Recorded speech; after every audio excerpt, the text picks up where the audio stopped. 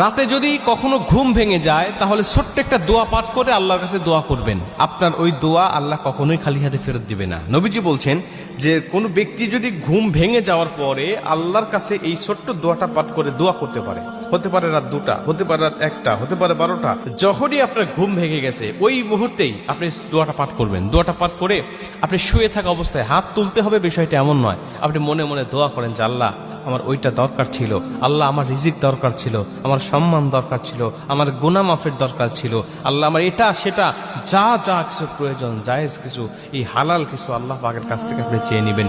নবীজি বলছে দোয়া করলেই আল্লাহ পাক তখন তার দোয়াটা কবুল করে নেয়। আর আরো ভালো হয় যদি আপনি ঘুম ভেঙে যাওয়ার পরে 2টার সময় আপনার ঘুম ভেঙে গেছে, আপনি উঠে যান, উঠে গিয়ে ওযু করে আপনি 2 রাকাত তাহাজ্জুদ নামাজে দাঁড়িয়ে যান। কারণ নবীজি বলছে যে ওই সময় কিছু চাইলেই আল্লাহ দোয়া কবুল করে। আপনি ঘুম ভেঙে যাওয়ার পরে দোয়াটা করলেন, দোয়াটাও কবুল হয়ে গেল, আর আপনি ওযু করে তাহাজ্জুদ